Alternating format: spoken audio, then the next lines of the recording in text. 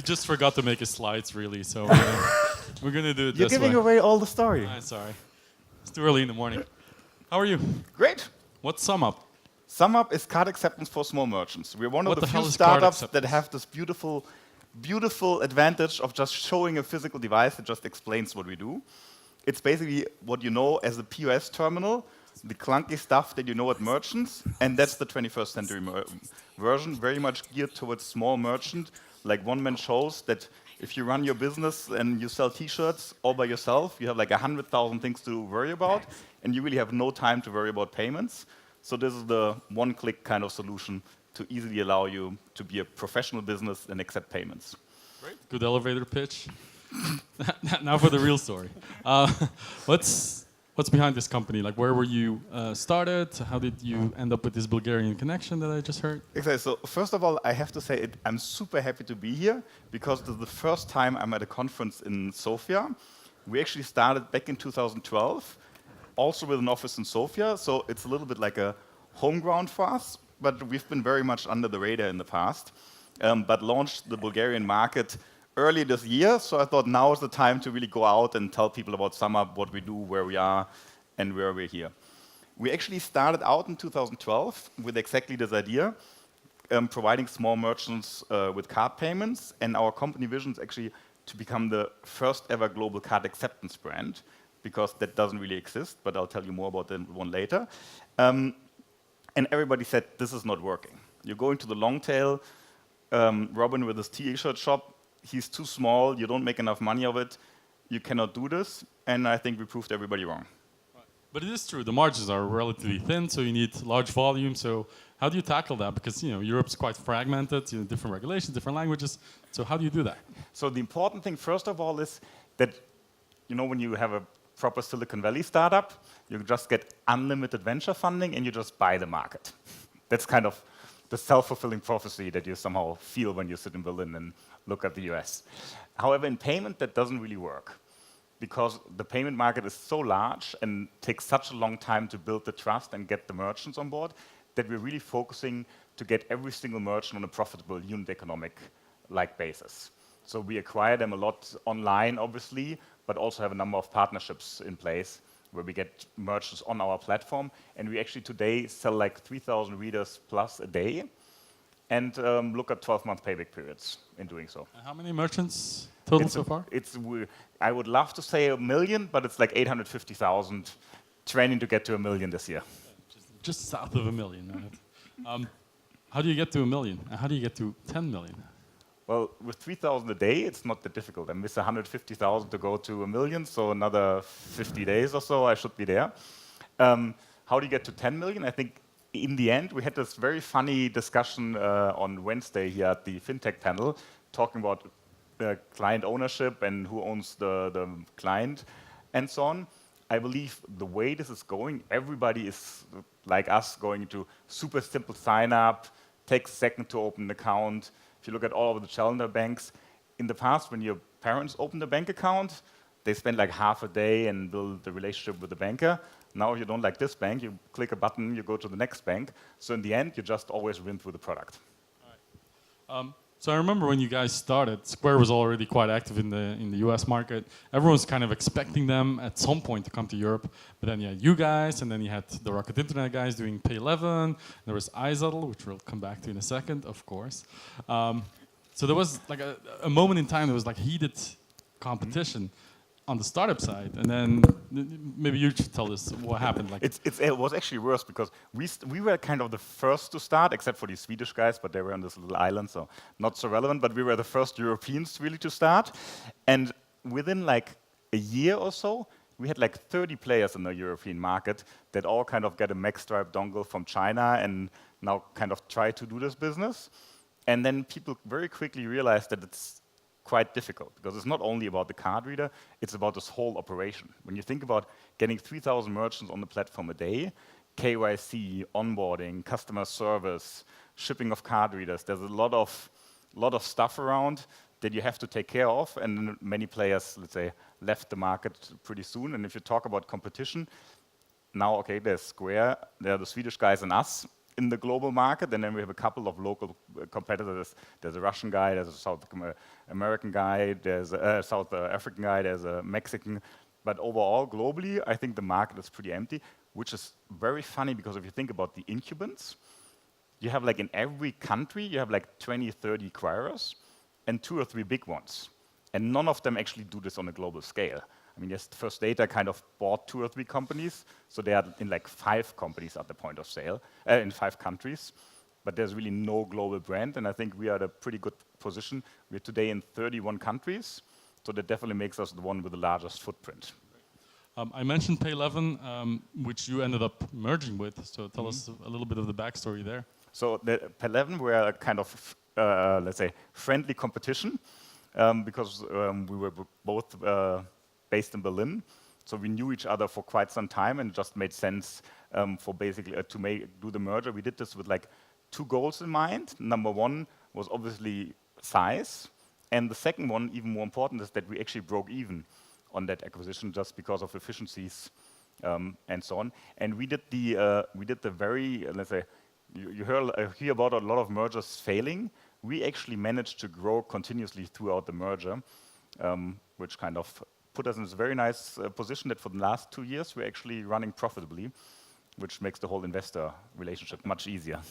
Yeah, speaking of investors, who have you raised money from and how much have you raised in total? So we raised a little bit more than 100 million. From today we have like 40 investors on the cap table. It's all kind of names you know. In Germany we have like Holzbrink, then we have Groupon, BBVA, Klaus Hommels, the who's who, I would say. But those are traditional investment firms aside from Groupon. How did they get involved?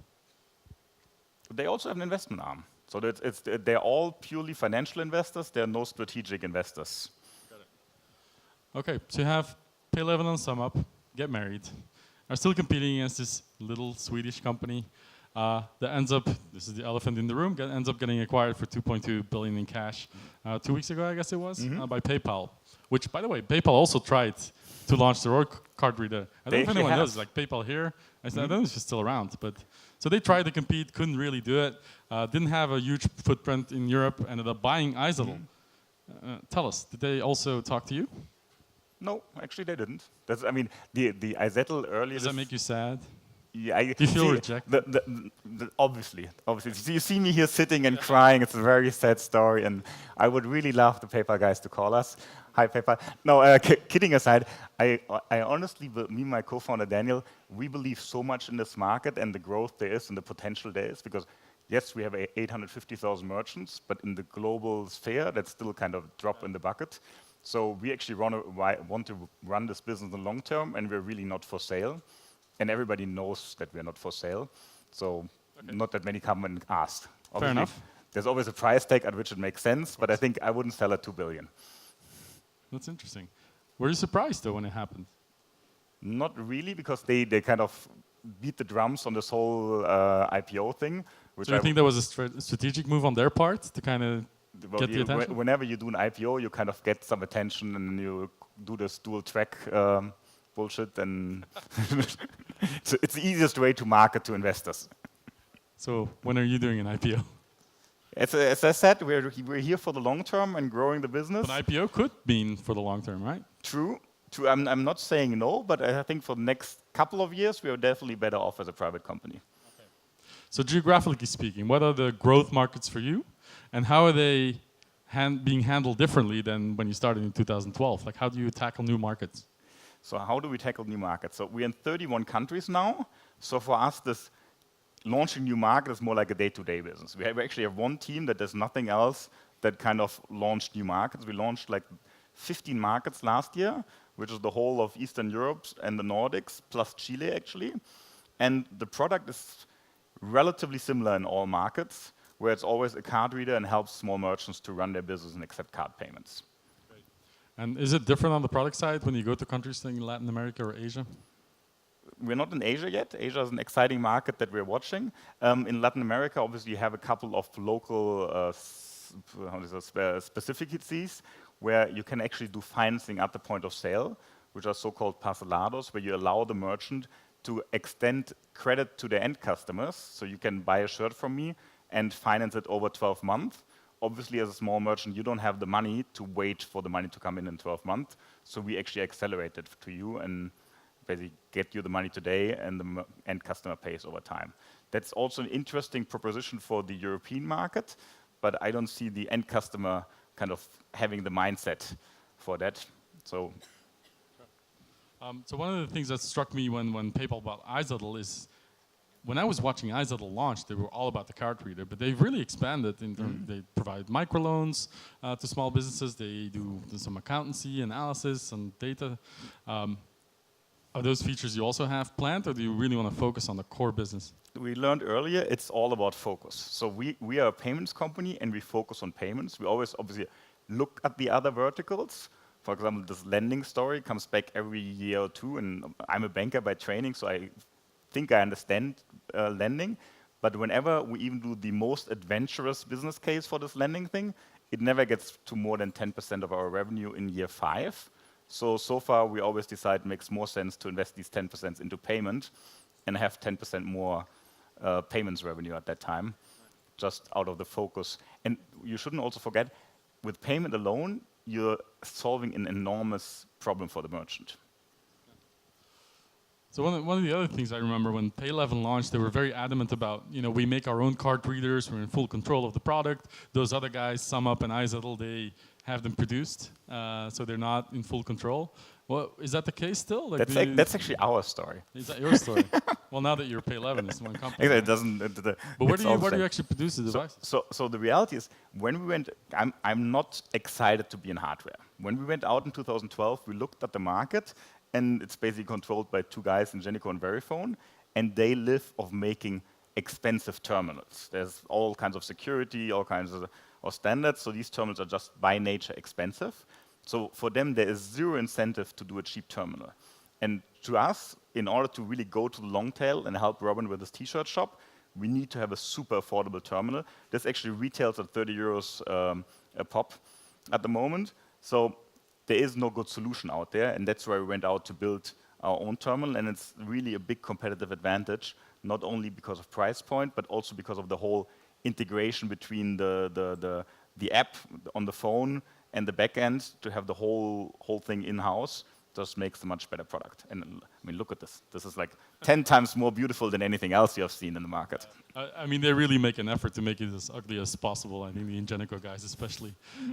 It's insane. Speaking of the Bulgarian ecosystem, you have a finger on the pulse in both Berlin and London, where you're based, and the markets that you're in, but also in Bulgaria. How do you see the difference in the tech ecosystems? I think Bulgaria is like super exciting because there's a lot of stuff going on. It's still a relatively small ecosystem, but I think observing of what's going on here in the last 5-6 years, I see quite some interesting activity. Are you saying Berlin and London are no longer exciting? Well, I love Berlin. To me, it's the best city to live in, at least in Europe, probably in the world. But let's say we were probably more innovative a couple of years ago than we are today. But not you, everyone else. Well, what's the biggest challenge of you right now in Berlin? Can you still find the right talent? Is it a good environment to scale a business rather than start? I think as a company overall, talent is always the biggest challenge, because in the end, all you have is the people that are there that drive the whole vision and the idea forward. So talent acquisition is definitely one of the big, let's say, topics that we look at. I think in Berlin we have 0 unemployment. And at the same time, Berlin is a great location because all across the world, everybody wants to move to Berlin. So it doesn't matter where you sit in the world. When I tell you, come and work for us in Berlin, then people flock here. But in the end, we have like 10 offices across the world. So we really don't care where you sit. If you want to join SumUp, whether you want to sit in London, Dublin, Amsterdam, Berlin, Sofia, Sao Paulo, Boulder, really doesn't matter. Good selling point. We have about 45 seconds left. Quick advice. One exciting question. What is the best advice you can give to young entrepreneurs in the room? Focus, focus, focus. And what else? Focus, focus, focus. Okay, thank you very much. Very Pleasure. interesting. Thanks.